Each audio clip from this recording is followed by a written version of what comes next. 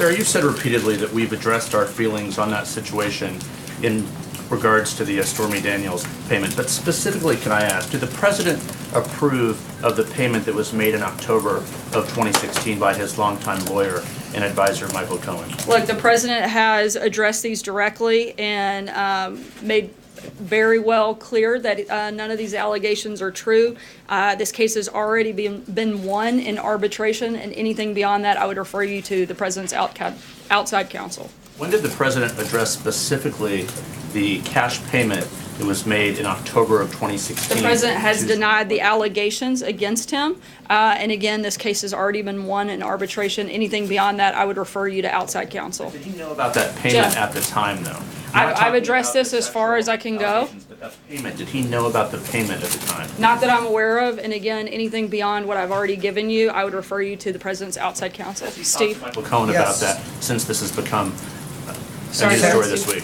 Has he talked to Michael Cohen about it? If I can just ask one more thing. I'm sorry? Has he talked to Michael Cohen about that this week since this has become news? I'm not sure. I want to ask you about the VA, but I do want to follow up on something you have said twice now this week, which is when asked about that payment to the president, you've said that not that I'm aware of. Have you asked the president this question? I'm sorry, can you be more specific? Sure. It's both Jeff as well as Monday to the Wall Street Journal reporter. You were asked about whether the president knew about this payment his longtime lawyer made to facilitated Stormy Daniels. You said then and again today, not that you're aware of. Have you asked the president this question? Yeah, I've had conversations with the president about this, and as I outlined earlier, that this case had already been won in arbitration, and that there was no knowledge of any payments from the president, and he's denied all of these allegations. Sarah, but I just want to, is there a reason why you're not answering the actual substance of the question on the payment itself? Because it's come up a few times now. Can you I believe I've addressed this question pretty extensively, and ongoing litigation, I'm not going to comment any further than I already have.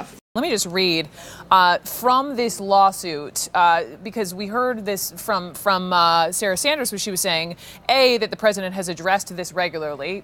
I don't think he ever has. Feel free, anyone, to correct me. But B, that the case has been won in arbitration. And when we heard arbitration, we all sort of started scratching our heads. Let me just read this for everyone so we're on the same page. From the Stormy Daniels lawsuit. To be clear, the attempts to intimidate Ms. Clifford into silence and shut her up in order to protect Mr. Trump continue unabated.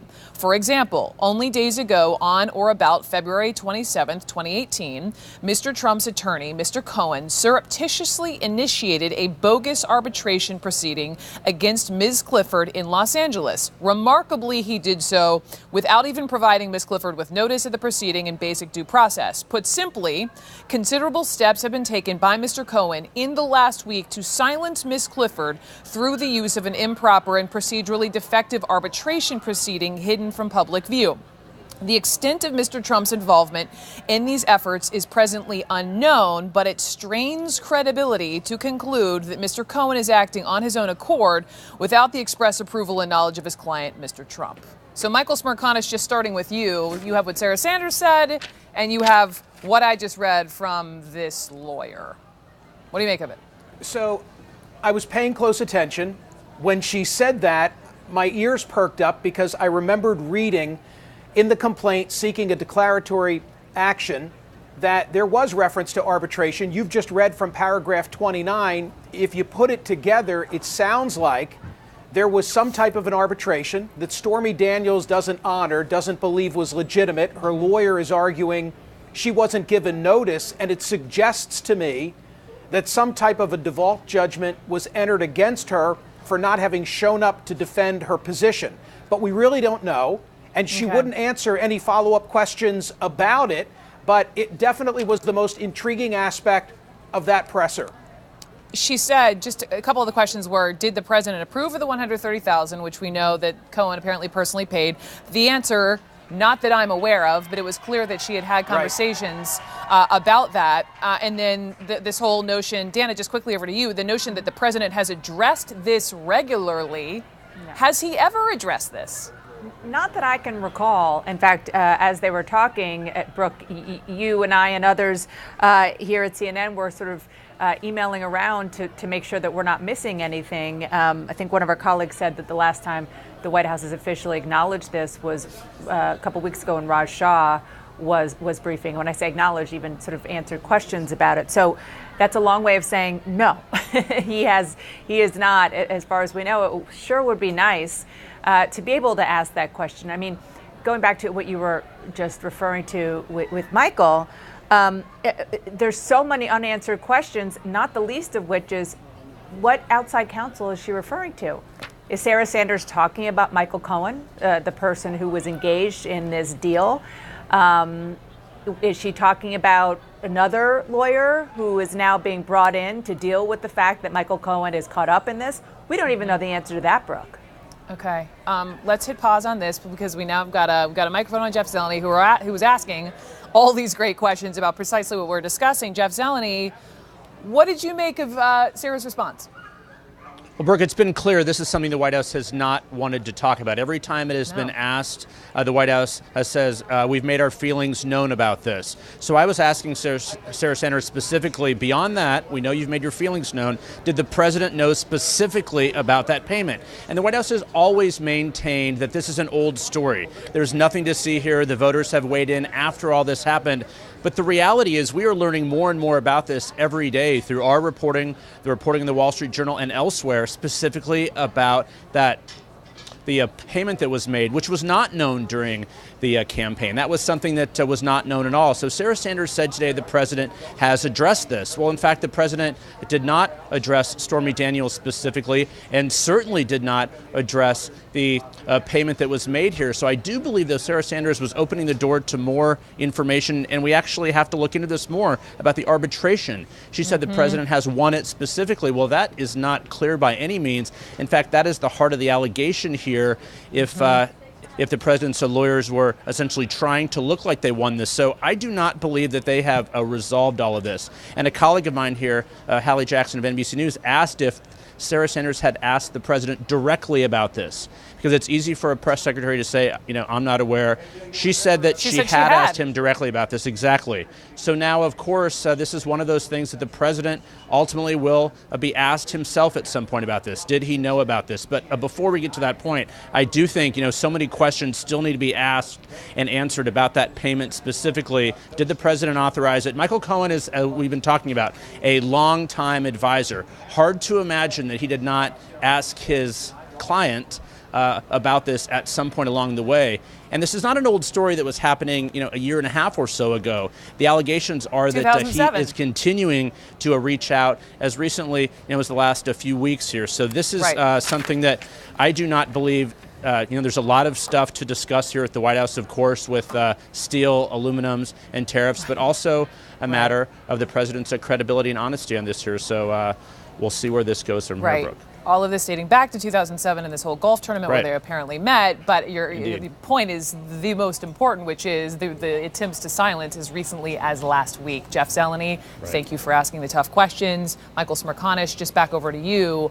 In addition to all of the above, there are also some serious questions about the Trump team possibly breaking campaign finance laws. Here's the big picture as I see it. So this is a declaratory action that's been filed by Stormy Daniels. She is seeking to have that agreement, which ties her hands from speaking, declared null and void. And it really presents a conundrum for President Trump because, as I see it, he has three options. Number one, he can defend the underlying agreement and he can say it's valid. But then, Brooke, he owns it.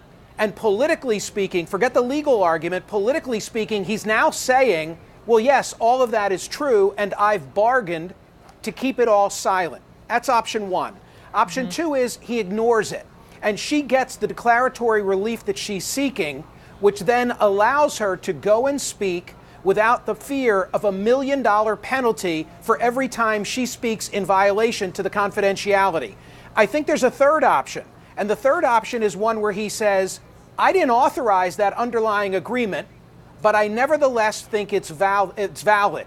If he goes the third option route, he presents, I think, a problem for Michael Cohen, because then Michael Cohen will be said to have initiated a settlement on behalf of a client who wasn't in the loop and didn't have knowledge, and he would therefore potentially run afoul of the ethical guidelines in addition to the FEC requirement of having to disclose that $130,000 payment. I know it's all confusing, but it's really problematic, and it's very difficult to navigate. And so he has a tough decision to make. What do you think, Dana? I mean, what of those three options, which would make all of this go away the quickest?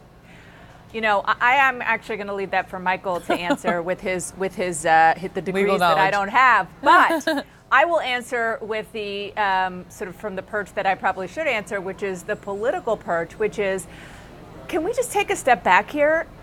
Forget about, just for 1 second, the very important questions that Michael was talking about how this could be problematic legally for the president. We're talking about the fact that his personal longtime fixer / lawyer paid over $100,000 to a porn star for some reason having to do with the now president of the United States. But this is totally consistent with everything else that we know about the president too. But the question, right? But the question is, why? And we still don't know the answer to that. Go ahead. Go ahead, Catherine. Well, look, this was a few days before the election. I think in that sense, this might have been more politically sensitive at the time, particularly since it was around the time that the Access Hollywood tape dropped as well. But the idea that suddenly Trump's legions of supporters are going to abandon him because he had an affair with a porn star after he admitted on tape that he's able to grab women by the genitals, you know, after he endorsed and accused child molester, after all of the other terrible things that Trump has publicly acknowledged doing, I just think that strains credibility as well. I think more than anything else, this is a legal problem for him and potentially a problem between him and his and other Republican elected officials. But the idea that hardcore Trump voters are going to abandon him over this, I mean, maybe they'll be happy for him for all we know that he had an affair with a porn star. I completely agree, and that's not the point I was trying to make. The point I was trying to make is that we still don't know exactly why this major financial transaction took place. Yes. But we do know that Michael Cohen, suffer. we do know that Michael Cohen, as recently as what the Wall Street Journal was reporting in the last week, was complaining